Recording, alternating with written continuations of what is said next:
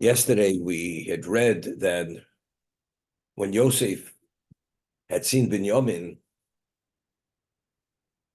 so Rashi cites Chazal, he asked him, how many children did he have? And he said to him he had 10 children. And he asked him, what are their names?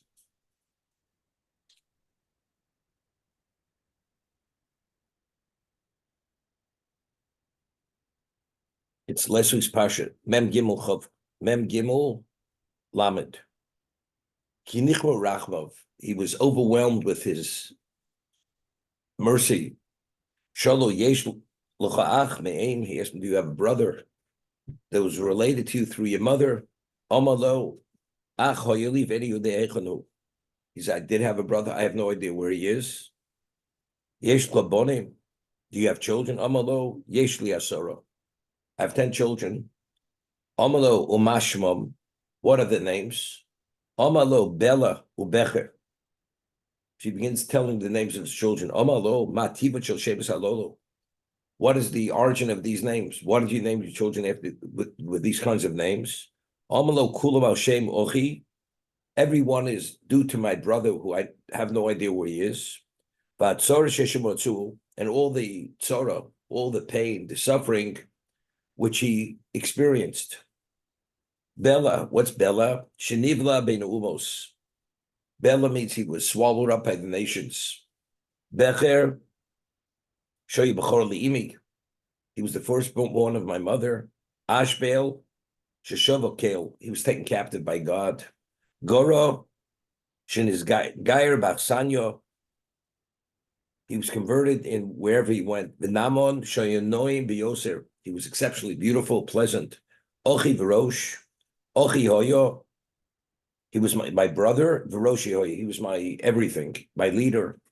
Mupim mipi ovi lomad. He learned from my father. Chupim shloro chuposi v'lo reisi es chuposo. He didn't see my chuppah. I did not see his chuppah. The Ered shiora bein umos. He went down among the nations. Kedisum zarusota. When he heard all this, to what degree Binyamin was pained for not knowing where his beloved brother was. He was overwhelmed with feeling. And then he gave him the bracha. He said, Hashem should be gracious to you. So Rashi says over here earlier, Elkim yochnecho b'nei, v'shas shvotim shemanu chanino. Regarding 11 of the tribes, we find the term of chanino. Where do we find the term of chanino? When Esav had said to Yaakov, who are all these children? Who are they? So Yaakov said, Asher chonan elokim es avdecho. Hashem was gracious to your servant. That's chanina. So Yaakov referred to his children that he has them. It's God's graciousness. He's acknowledging that he merited to have children. It's not because he deserves them, but it's, again, only because God is gracious. Similar to Veschanan el Hashem. When Moshe Rabbeinu was mispalel to go into Eretz Yisrael, it had nothing to do with his worthiness, but rather everything is mat d'schinam. It's a gift. He recognized his children were a gift. So because the word chanino was used regarding the other 11 sons, and Binyamin wasn't born yet, therefore, Binyamin adayin lo nolad. Binyamin was born at the time. Kar bircho Yosef b'chanino. Therefore, Yosef blessed him with chanino, that Hashem should be gracious to you. So the obvious question is, when Yaakov had said to Esav, these children came about because God was gracious to me. He's not blessing with chanina, that Hashem should be gracious to his children. He's acknowledging that Hashem was gracious to him. When Yosef is blessing, is saying to Binyamin, Yochen Chobeni, Elokim Yochen, Hashem should be gracious to you. He's directly blessing him. What does one thing have to do with another? Before, it was an acknowledgement. How did I come upon these children? God was gracious to me. So Rashi cites the Chazal Medrash, because the word Chanino had relevance to the other 11 children, and Binyamin wasn't born yet. Therefore, Yosef is blessing him with Chanina. Hashem should be gracious to you. It's two different concepts. One is acknowledgement of how the children came about, and here he's saying to Binyamin, Hashem should be gracious to you. That was bothering me. So if you take a look over here in the Balaturim on the word Yochanan Bini, he quotes a pasuk in Yeshaya. The pasuk in Yeshaya says, "Chanoch Chanon Yachancha L'Kol Zakecha." God will be gracious to you because of the outcry of your voice. Because you're pained when you cry out. When you cry out because of your pain, Hashem will be gracious to you. So he continues. He asked them, how many children do you have in the names? He quotes the Chazal, which Rashi cites.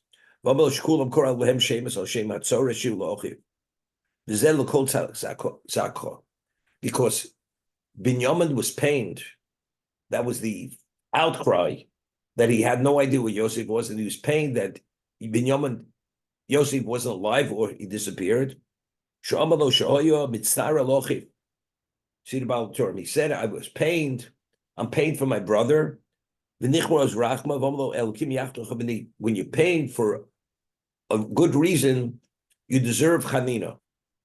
Because he was pained for Yosef, therefore Yosef gave him the bracha of Chanina. When you're pained for Hashem, that's the pasuk is quoted Yeshaya. When you cry out of pain for Hashem, then Hashem will be gracious to you. That was the idea. This is the understanding. The pasuk Baal Turim is quoting Yeshaya. You know, there's an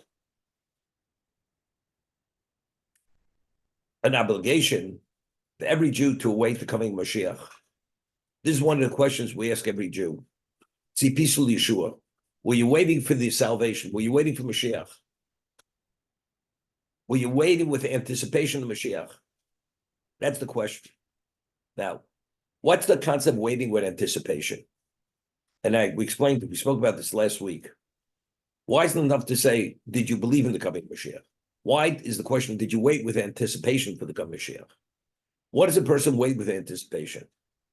Person waits with anticipation coming Mashiach because what's going on in this world? What's going on in this world is an exaggerated level of Chil Hashem. So if a person is paying for Chil Hashem, you can't wait for Mashiach to come because only then will truth be revealed that Hashem is the sole master of the world. So the Tzibis Yeshua is an indication to what degree you're pained that Mashiach is not here. Because when he comes, it's coming to an end. But as a result of that, what came to mind was, even we're not worthy to coming Mashiach, but based on this pasuk in Yeshaya, which the Baal Turim cites, if you cry out from pain because of something, you deserve Hashem should be gracious to you, although you're not deserving. Yeah, we're not deserving of the coming Mashiach. But if we're pained that he's not here because he's not here because the Chil Hashem, for that alone, you deserve Hashem will be gracious and bring Mashiach. Every day, the Mechaber Shulchan rules at the beginning of Or Chaim, a Jew has to be mitzvah that we don't have a Beis Hamikdash, that the Beis Hamikdash lies in ruins. You have to be misabel al churban abayis. What's the whole idea of churban? The answer is because if the Beis Hamikdash is not here, and the Gemara says in Brachos, every day Hashem is paying that his children are exiled from his table, and his sanctuary lies in ruins and is burnt. So if you feel up Hashem's pain, then you're deserving of Chanina. You're deserving Madas Chinom, even though you're not worthy. For that alone, that you're deserving of Madas Chinom. So one is a direct outgrowth of the other. It's a very fundamental concept, which is quoting the pasuk in Yeshaya. So even though a person doesn't have the worthiness, for this alone, you're deserving of that gift which is given to you gratis. Of sites and one of the Kisrei Chavetz Chaim, I think it's the Ton Velio, that if you have 10 Jews in one shul truly wanting the coming of Mashiach, Hashem could not withhold the coming of Mashiach. The question is, but why did they want him to come? Did he want him to come for them because of anti-Semitism and things should get better, or they want him to come because Hashem's name is being disgraced? Of course, we're talking about if you want them to come for the right reason. It's not for us, it's for him. So that's again, l'kol zakocha. So Zoaka. He hears the voice of our pain, our outcries, and that's when he's gracious to us. Okay, that's less. But Rashi, the way he learns, because Yaakov had acknowledged that they came about through God's graciousness, and Binyamin wasn't born, therefore he gave him the blessing. Hashem should be gracious to him. What does one thing have to do with another? That's difficult. Just the backdrop. Yehuda was the leader of Yaakov's children in terms of leadership. Yehuda read the script as it's meant to be read. He's no fool. And we'll see now, originally, the viceroy of Egypt says, I want to see a younger brother. Just to ascertain that you're not spies, to prove you're not spies. He brings them, and all of a sudden, they leave, and they find his goblet planted in his saddlebag. They call him back, he says, well, he will stay, the rest of you go back. It was obvious this was a frame-up. And you knew it was a frame-up. And originally, when he accused them to be spies, when he says, Raglamatem, Rashi had said in last week's Parsha that when they had come in through 10 gates, rather than one, he asked why. He said, because we had a brother that was lost many years ago, disappeared, and we're looking for him, and we believe he was kidnapped, and we're willing to ransom him, and purchase him out of slavery. So Yosef said to them, and what happens if they don't want to sell them? The ones who are his masters don't want to release him. What are you going to do? He says, if we have to destroy Egypt, we will destroy Egypt. That's what Yehuda said to Yosef, the viceroy. If we have to destroy Egypt, because over there, Egypt's referred to as Ha'ira. They came to Ha'ira. It doesn't say they came to Ir. Ir means a city. Ir means this little village, this little town. So Rashi says, in their eyes, all Egypt was the height of civilization, but to Yaakov's children, if they had to destroy Egypt, they would destroy Egypt. So Yosef says, that confirms you people are spies. You're spies. You're telling me that if we find your brother's master is not willing to release him, you can destroy Egypt. If that's the case, you're here to spy out the land to destroy Egypt. That's where it started. So they said, we're not proof of that. That's not our main intention. We have a brother, he said, bring the brother. Okay, they bring the brother. And all of a sudden, they're ready to leave. They find the goblet planted in his saddlebag. Yehuda understands exactly what this is all about. And Yehuda is the ultimate statesman. He says one thing, but the one thing he says has many levels of understanding, which he's communicating to Yosef. He speaks respectfully. But if you understand how to read between the lines, you understand exactly what he's saying. Vayigash elav Yehuda. Yehuda approached Yosef, Vayomer, and he says to him, Bi Adoni, please, my master, Yidabeno avdecha dor be'oznei Adoni, allow your servant to speak in the ears of my master, meaning be attentive to what I say. Vayichar abcha ba'avdecha, and don't become enraged at your servant. I mean, why should be enraged? Because he's going to say certain things now, which are going to be very strong words. And what is that? Ki chamocha kefaro. So the words ki chamocha kefaro could be understood on many levels. Because I esteem you, I revere you like Paro, or Rashi from Chazal, that just as Paro had taken my grandmother, Sora, to defile her, and look what happened to him. Binyamin was beautiful. He was the son of Rachel. He suspected that he wanted him to commit sodomy with him. But you realize what's going to happen. Paro. That's one interpretation. Other interpretation is, just as if I'd have to kill Paro, I will kill Paro. If I have to kill you, I will kill you. So he's saying words superficially, it seems to be the ultimate level of reverence. But he's also communicating, because he's speaking with a certain directness, whatever it takes to take Binyamin out of here, we'll take him out of here. Even if it means killing you, killing Paro, nothing's going to stop me. And therefore he says, Al Yicha Abcha B'Avdecha.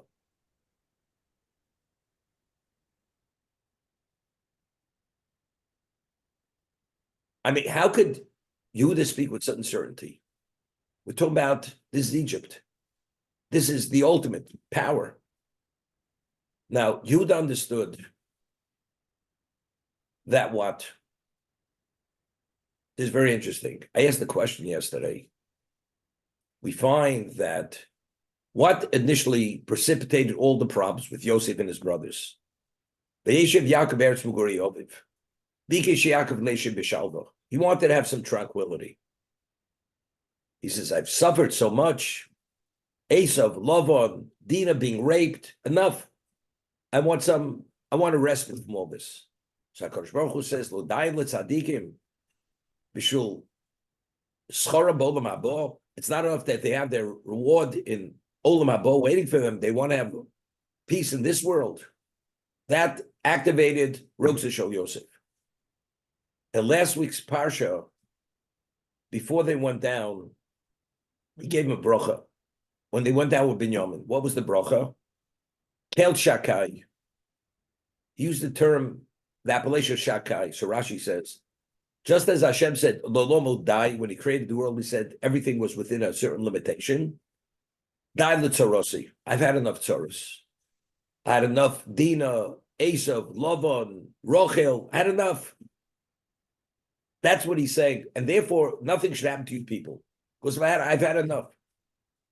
I mean, Yaakov didn't learn from his lesson. Originally, because he had this attitude that toppled the apple cart. All the tzara started with that, wanting that tranquility. And again, he said, Kel Shakai, I've had enough. He had the question. That's the question I asked. So what I said was this, that Yaakov believed Yosef died. And it says Yaakov was not willing to be consoled. Why? Lo yisnachim. So Rashi cites Chazal, because Yaakov had a Kabbalah that if any one of his children die in his lifetime, he's going to get him. He's not going to have a share in the world to come. That was his Kabbalah. At this point, when he's sending down his sons to purchase with Binyamin, in his mind, Yosef's not alive. He's not aware Yosef's alive. As a result of that, at this moment, Yaakov has no share in the world to come. Therefore, now we could say, Dad l'tzarosi. Hashem, you've given me enough tzaros. Initially, when he wanted Bikesh Lev Shalva, all his children were there. All his children were born. So there, Hashem says, Lo dai l'tzadikim mashem sukan lo mabo. It's not what they have in the world to come. They want olam hazeh. But now Yaakov has no olam haba.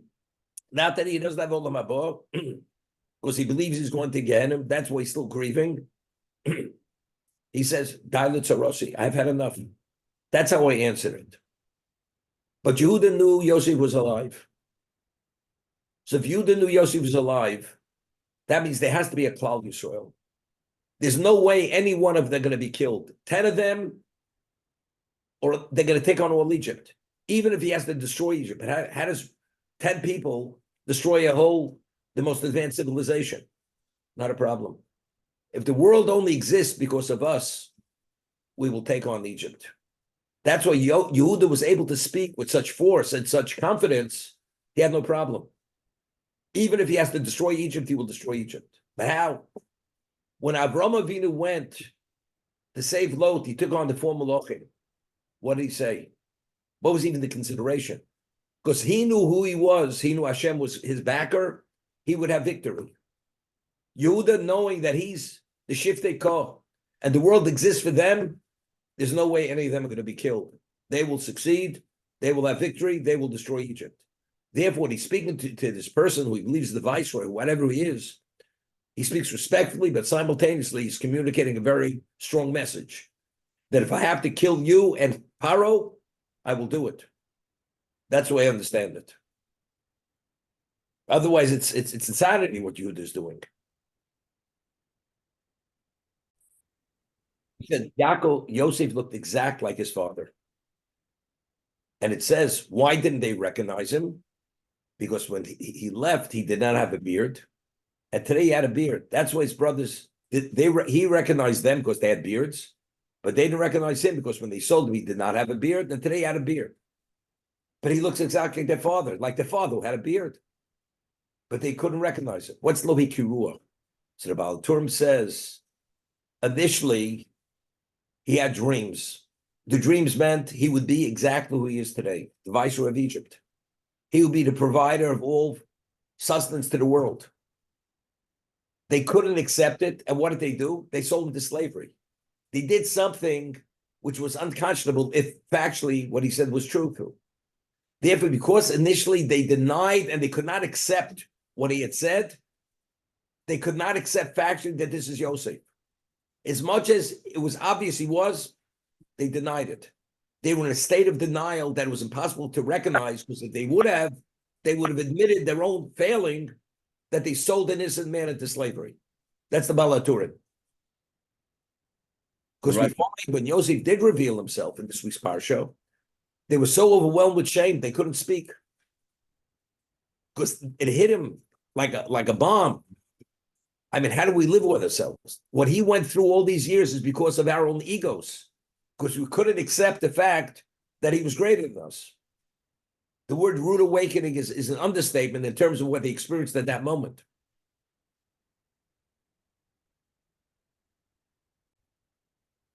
Adoni Sha'al, it's avodo, lemor. Speaking of respect, Adoni Sha'al, my master asked his servant saying, Hayesh lem ocha of Avoach, do you have a father? Do you have a brother?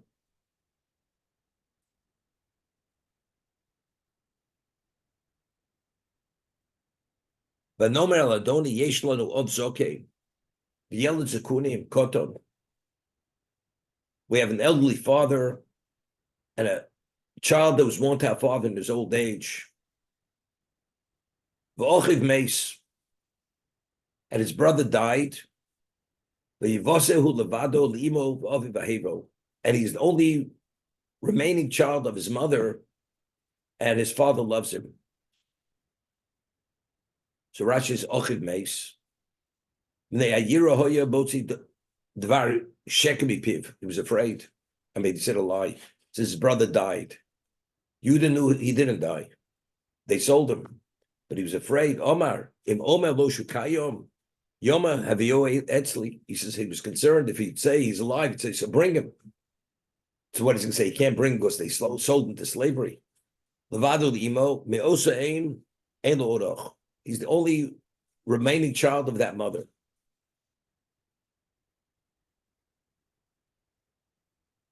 No, there's a Balaturim back in Parshas Vayeshev where it says Yosef was Ben Zekunim. The word Zekunim, if you over there, it's written with the vav deleted, right? It has a shuruk rather than a right. That's what it has. It has on the diagonal 3 dots. I mean, it should have been written Zekunim Zayin Kub Vav Nun Yud Mem. Why is it Zekunim written with the vav deleted? Because without the vowels, it could be read Zekanim. He was Ben Zekunim. He had taught Yosef all that he learned from the elders from Shem and Aver. That's what's alluding over there. To the pshat that he was Bar Chakimel, as the Targum learns. He was the wisest, and therefore he shared that all the Torah he had studied in Shem and Aver, he only shared with Yosef, did not share with the other children. Okay? That's the Balaturim over there. Over here, Yeled Zekunim Koton. How's the word Zekunim written here? Also, the Vav is deleted. Okay? So what Yehuda is saying, he is so-called the linchpin. This child, our father shared with him certain knowledge he didn't share with the rest of us. That's how special he is. Because he is the guarantee for the survival of our family.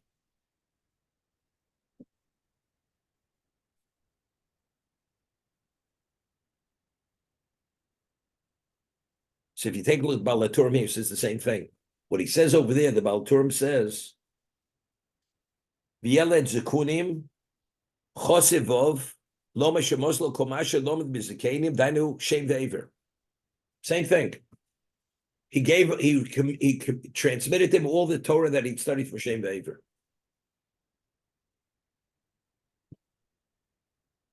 It's interesting. Is this what he's telling to this heathen viceroy? Right. I mean, the man doesn't even know what. That Yaakov loved Yosef, we understand. We can have an appreciation why that information was vital to survive Golus. But he's talking to this guy over here, this viceroy, who he suspects that he wants to sodomize his brother. Do you realize our son is Ben Zekunim? He's so special a father that special information to allow us to survive every situation in exile. That's what he's all about, this boy. So whether you understand it or not doesn't make a difference. I'll give you an example. A person doesn't know what Einstein is. He says, you see this boy? Person has above average IQ. This young man has Einstein. He could develop the atomic bomb. The man doesn't know what atomic bomb is. But everything is contingent on him. That's the Zekunim. He's so vital to his father that as his father is the basis for all existence, and all existences depend on him. Therefore, as a result of that, there's no way I'm letting this go. There's no way he's staying here. He's going back to his father. That's what Yehuda is telling Yosef. Whether you understand it or not, it doesn't make a difference. Okay?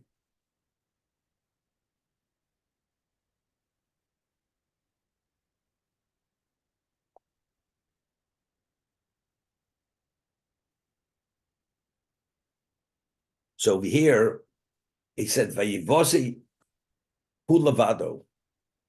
He was left all by himself. Where does it say Vayivoser levado? When Yaakov fought the angel, it says Vayivosi Yaakov levado, Vayiyovik Yishimo. Right? When he was all by himself, when he went back for the Pachim Ketanim, it says the angel attacked him. So what does the Vayivosa mean? It's a moment of war. He's telling Yosef, Vayivose Yaakov, he's alluding that if we have to go to war, we're going to war over this. That's Vayivoser, Levado. He says, Ma hosa melchama, so Vayivik Ishimo, Afocha melchama, Shechen Atzmo lemelchama. You'd prepare himself for war over here. Initially,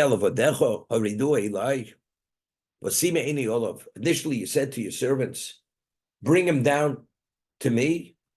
I just want to look at him, just to verify that you people are not spies lying to me. The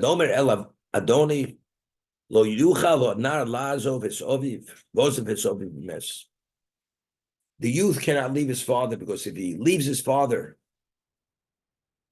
may die. That's how vital he is. That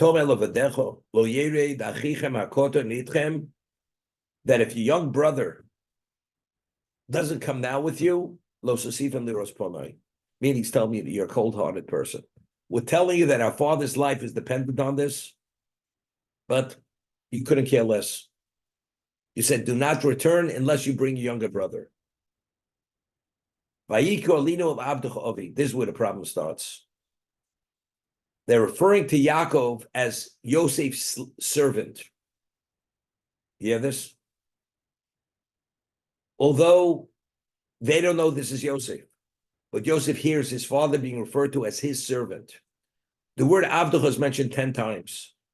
And because Yosef remained silent 10 times, he had 10 years deducted from his life. How do you remain silent? Your father should be referred to as your servant, regardless of what your reason is to keep the charade going. But if your father is referred to as your servant, which is the ultimate level of disrespect, For every time you heard it, and remain silent, you deserve a year of your life should be taken. Go down. Rabbi, why didn't Yaakov give Binyamin a bracha? Just like he gave a bracha to Yosef to go look for the brothers when he went to Shechem, the concept was that he would return, he would be protected when he went to Shechem and when he came back. Of course, we know the story. He went to Dosan and he went beyond, so he lost the bracha. Why did he give the bracha to Binyamin? Good question. Come back. Good question. Now, the Orach Chaim HaKadosh over there says he originally appointed to be a shlich mitzvah. When he told him to go to Shechem, he was a shlich mitzvah because Yaakov knew there was this strife between him and his brothers. He had to be protected. What happened? It turned out they weren't in Shechem, they were in Dosan. He was not a shlich mitzvah to go to Dosan. That's the reason why he wasn't protected. Okay, 1 second. The Gemara tells us in Psochim, the only time we say shlichum mitzvah in zokan, that's only with shlicha and zeko. But at shlicha and zeko, it doesn't help.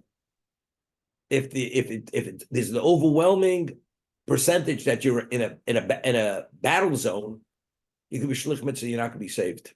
It's not so simple you can be saved. Going to Egypt is what is shlicha zeko. He did appoint him. He appointed him, you're my shliach to go purchase food. Okay, you take me your brothers. But shlicha zeko. So what's the difference between here and there?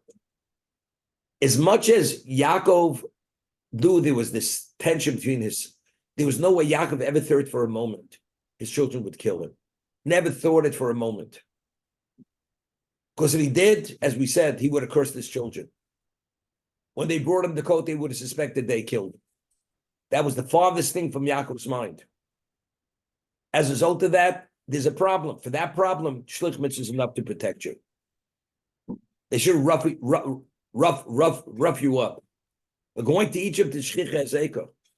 You don't know where you're going. You're going to a lion's den over there on many levels, on the spiritual level, physical level. Therefore, it's not going to help. He did.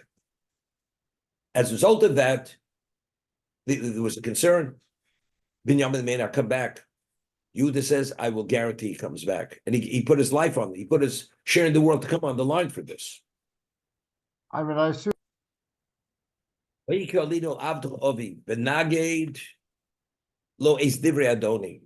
we shared with him, we said over the words of my master.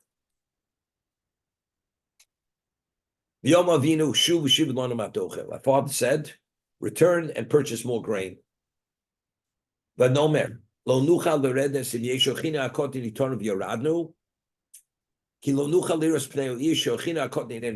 can't go back.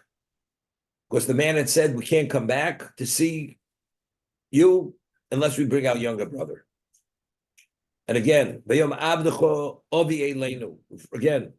he refers to his father as Abdecha to Yosef. They're giving him over the narrative verbatim.